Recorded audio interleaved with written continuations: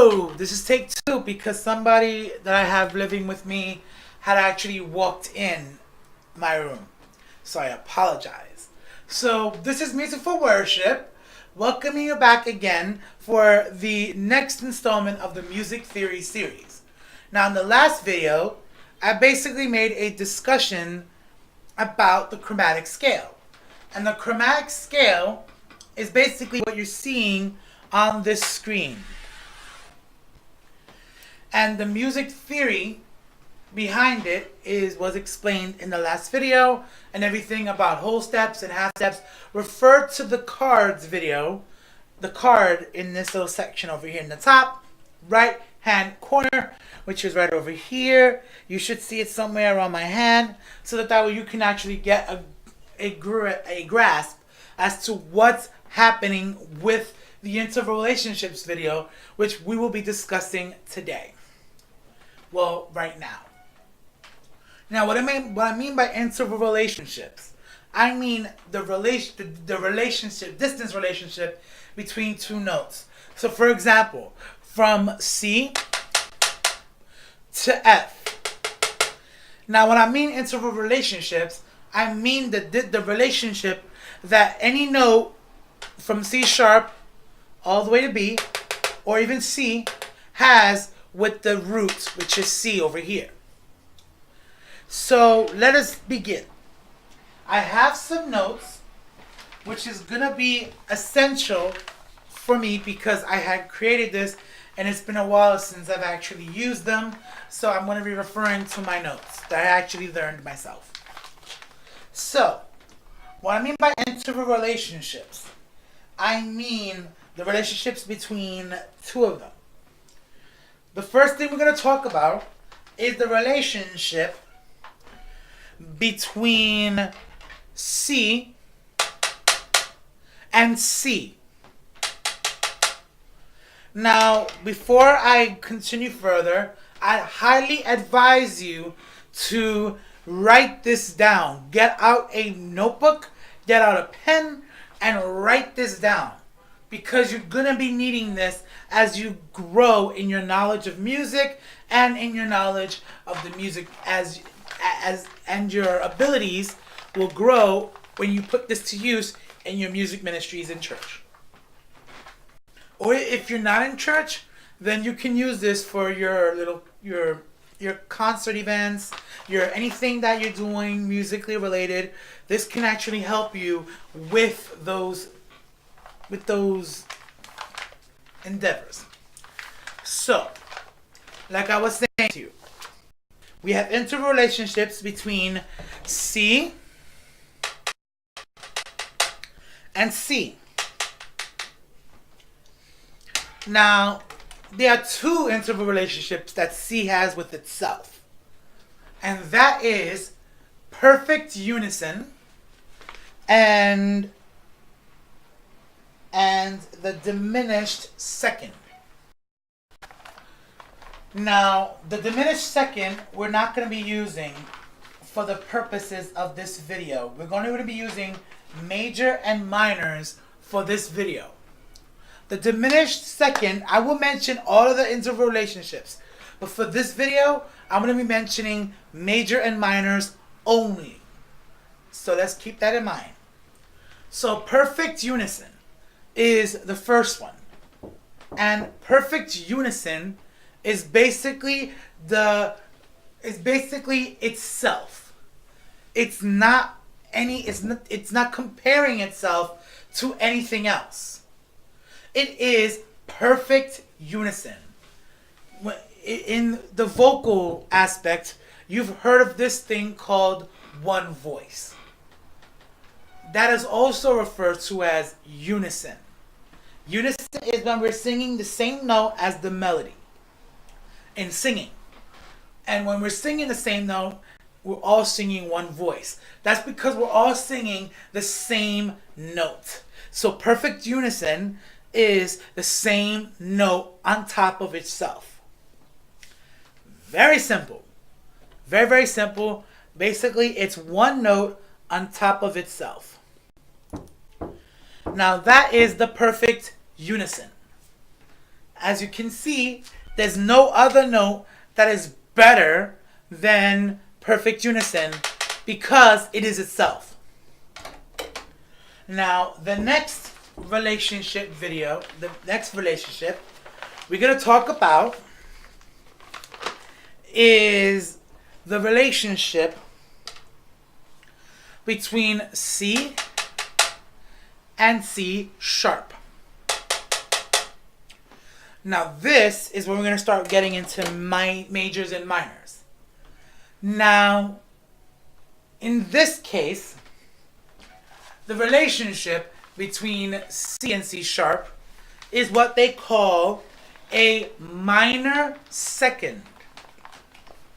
What I mean by that is that if you look at it in the purest sense, a second is the second note, but it's not a complete second because it is not a complete second because of the fact that it is not second if you put it into a diatonic scale. If you want to know what that diatonic scale is, you see all these sharps. So C sharp, D sharp over here, F sharp over here, G sharp, A sharp over here. Get rid of them. Get rid of them and you'll have C, D, E, F, G, A, B, and C. That is the diatonic scale.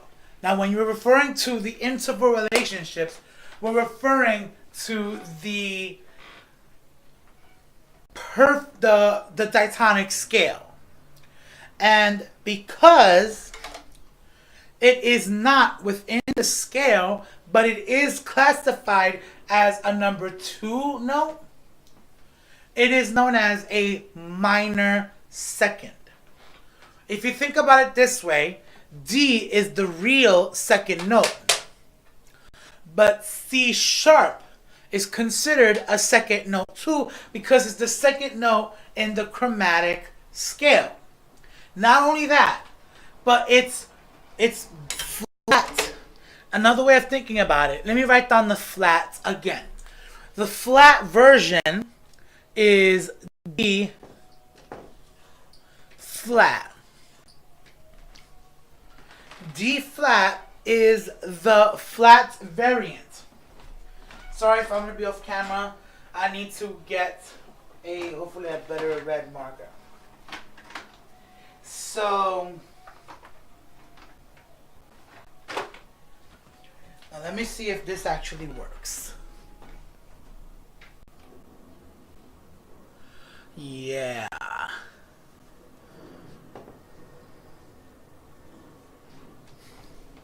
There you go. Now it shows up on camera. I'll put this on here. So D flat is the flat variant of D. And if you think about it, since D is the perfect second, and I'm not meaning perfect in the music theory sense, I'm saying in the terms of the diatonic, because in the diatonic scale, D is 2. Since D flat, under the general theory that we're talking about, D flat and C sharp are the same note, they both get the same title. So they get a minor second title. So let me write this down with a brown marker. So here we have perfect unison. P-U. I did not realize how funny that sounded. So we have perfect unison. And then, whoops, sorry. So we have perfect unison over here. And then we have minor second. Right there. So we have perfect unison. And then we have minor second. If you don't understand what those notes, those little things that I'm gonna be using, if you don't understand what they mean, I'm gonna provide a PDF, hopefully, regarding this sheet of paper that I have, which will show you the whole thing in detail. But know that you're going to be not seeing extra information that I put here. I'm just going to block out whatever there is, and I'm only going to have you see what I need you to see. So, yeah, we got the minor second. Which, by the way, the minor second is the same right here. So this and this. Let me just do a little bit of a connector with these. Let me do a little bit of a connector.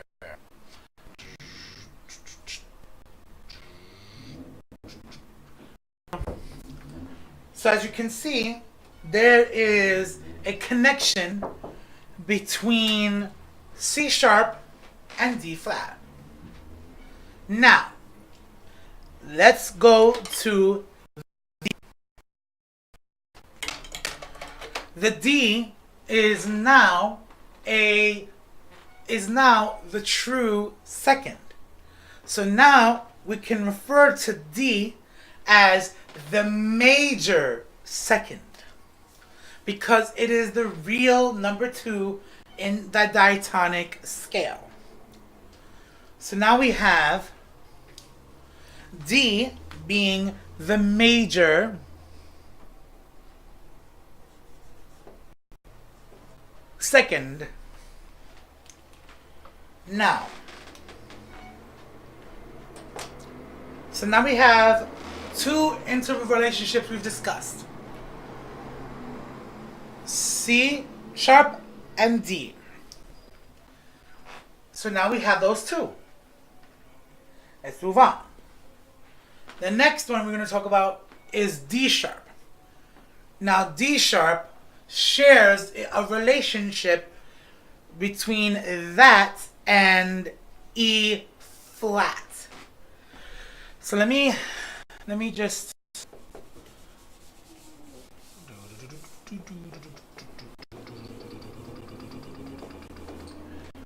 I'm gonna make this a lot neater. I'm not ambidextrous, I'm just trying to fix a mistake.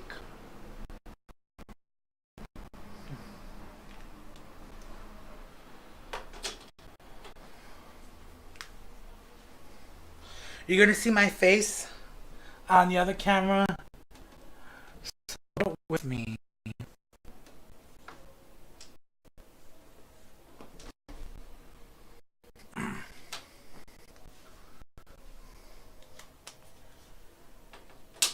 Because I'm just winging the drawing.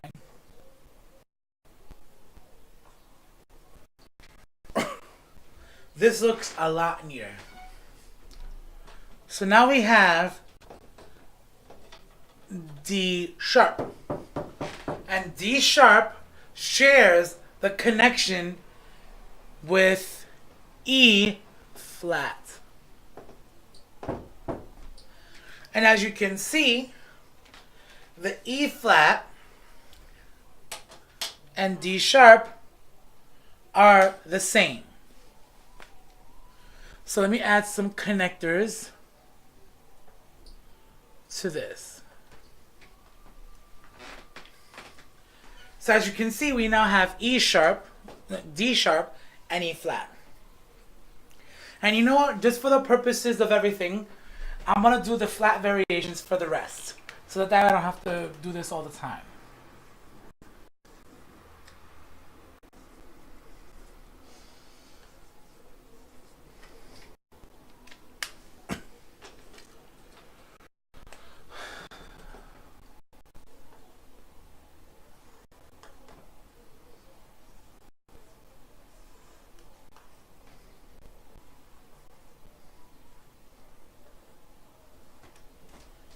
There we go. So now it looks a lot better. So now we have that. Now we have D sharp and E flat. That is now entering tricky area because this is not the next one up in the numbers. it is in a different league of its own. Let me drink some water.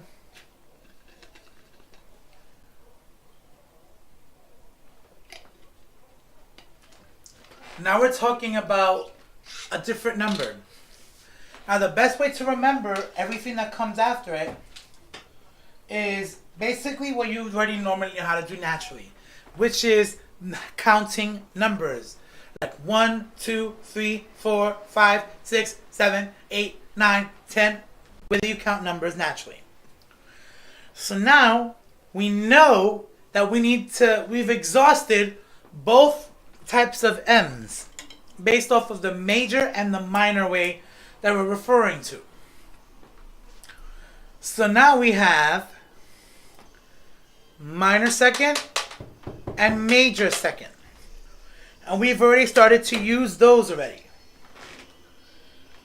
Now we're going to talk about the next number up. And what is the next number up from 2? 3. So, since we've used the 2's, we're now going to use the 3's. And we've got 2 letters that we have for the 3's. The 3's, we have D sharp, we have minor third, and then we have major third. Now if you look, lowercase letters come first. So 2 guesses what it could be, and you already would it. It's minor third.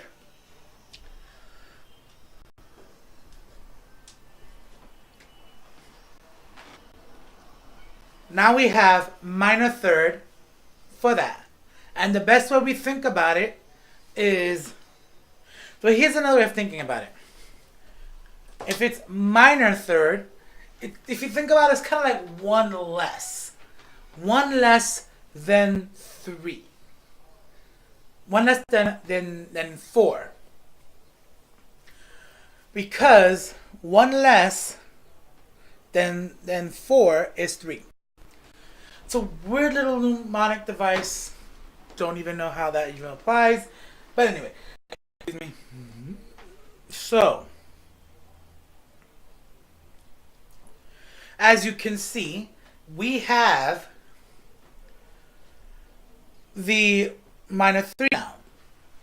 Now, because we've used minor 3, there's one other thing we need. And that is the next one. Now, the next one is going to be E. And if we know that E flat is a minor third, then going up minor will be major. Now, we now have a major third for E.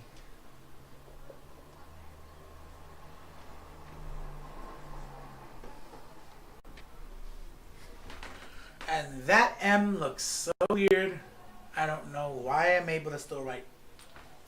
So the first two and their flat and sharp counterparts were easy.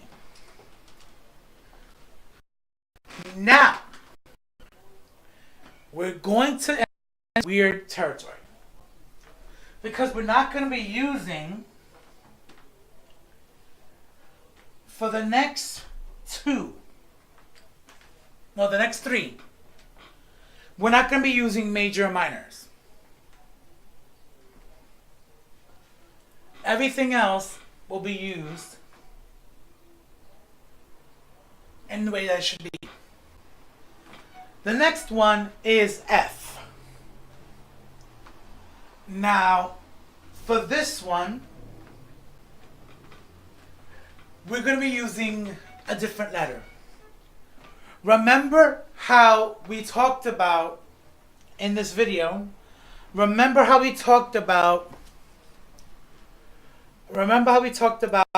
perfect unison as the first note that we've talked about. Remember how we said this is perfect unison. So, if that's perfect unison, don't you think we can use perfect again? And the correct answer is yes. Now, if you get rid of these two, we have C, D, E, F. 1, 2, 3, 4. However, it's not a major fourth because F doesn't have a flat. So it is a perfect fourth. F is what they call a perfect fourth. So now we have perfect unison, minor 2, minor second, minor third, major third, and now we have perfect fourth. That's what we have now. So as you can see, I'm getting off camera. As you can see, there are many ways that you can actually call out names. Now this one, next one, is going to be a little bit weird. This is the one that is always a tricky because we don't know what comes next. But I'll tell you what comes next. If we noticed, we used a capital P. Now, I made a statement before that the lowercase letters come first, but we didn't use a lowercase p for perfect fourth because we didn't need to. So now we're entering into new territory. Now, if you was to play these notes on the keyboard, you'll notice that all the notes from here to here, they all sound nice, except for one note, and that is F sharp or G flat. Those two notes don't sound good together. And because of that, I'm going to give you a history lesson. Back then, the church wasn't all with guitars. Back then, you couldn't just play a guitar.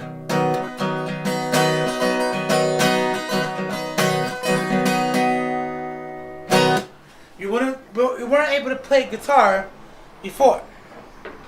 So what happened is we used our voices. It was a cappella, which means without music, just voices. And because of that, the role of a human voice was so important back then that they took and they treasured every note and made sure that every note sounded good. However, there were two notes there was an interval relationship that didn't go together. So, as a rule, you would be excommunicated, cast out from the church, if you was to sing the note that doesn't sound good. They called it the devil's tone.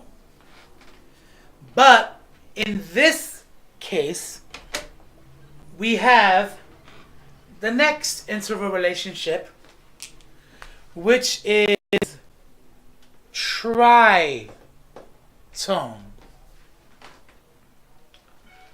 Tritone is the only note in the music world that sounds terrible. Case in point, I'm gonna put in the piano If only I found where the button is. So, I want you to listen to it on the piano. You hear this, and then you hear this. It has a wacky feel to it, but it still sounds good. You have this.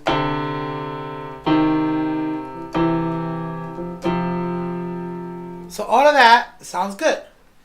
Listen to this.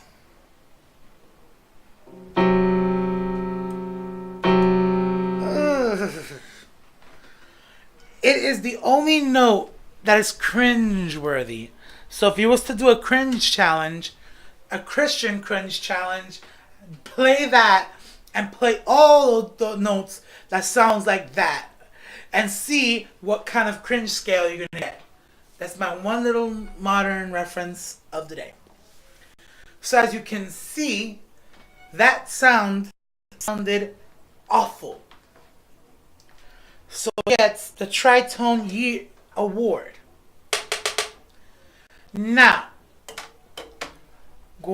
we go back into G.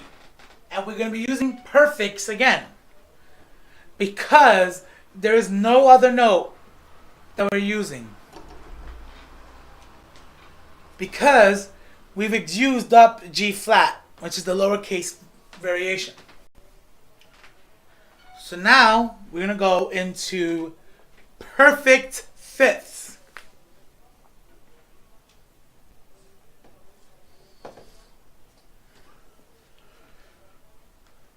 So now we have perfect fifths. So let's recap what we have so far. We have perfect unison, minor second, major second, minor third, major third, perfect fourth, tritone, and perfect fifth. Now we're going to get into a flipped version of this. Now, in the first section, we based the interval relationships off of the sharps and used the flats as references. Now, we're going to base it now on purely on the flats. Which means we're going back into the major and minors. Now, because you already know where this is going, I'm going to put them on the board. We have G sharp or A flat, which is a minor sixth. We have A, which is a major sixth. We have A sharp, and A sharp is a minor 7. Okay, so apparently I should not have used my finger, but hey, I got the job done. So now we have a minor 7th, and then we have major 7th for B.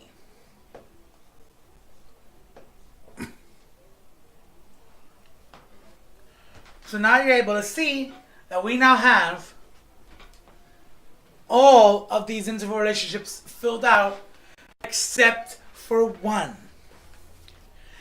What do we use to describe from this C to this C? From that C in the beginning to the C in the end. What do we use for that? We cannot keep going up the numbers, or can we? The answer to that is yes. However, it's not going to be a major, a minor. It's not going to be tritone at all. And we're not even going to use a number. We used Tritone, which is a unique one out of all of them. We have perfect unison, which was 0. Now we're going to mention, what about that one? What about that one? How are we going to get that one used? I'll tell you how you're going to get that one used. There was a statement that I mentioned in one of my previous videos where I was talking about octaves. An octave is basically the next level above or above or below the keyboard. But it's the same note. That's what we're using this one for. This is now going to be called the perfect octave.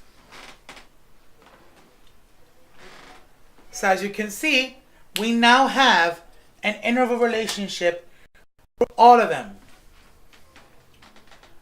Now, wanted to let you know, the B flat and the A sharp share the same title, as does the A flat and the G sharp, as well as the G flat and the F sharp, and I already explained why these are there. So they both share the same title. Now there's more than just this that I showed you. There are diminished and augmented interval relationships. I'm going to be doing those in another video for more advanced music theory students. But for you, my basic students, I want you to learn that this is basically all you're going to be using throughout your music career. So I hope that this video helps you about interval relationships, and to be able to do that, and to be able to learn, to be able to grow, and just get better at the music stuff. Because as you grow in your ministry, this information that is being shown, all of this, with my glitchy hand and all, is going to be extremely important to you.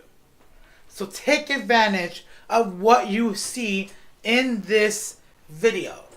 In the next video, I'm going to be hopefully doing a vocal tutorial after a cover. Alright, I'll see you in the next video. God bless. Bye-bye.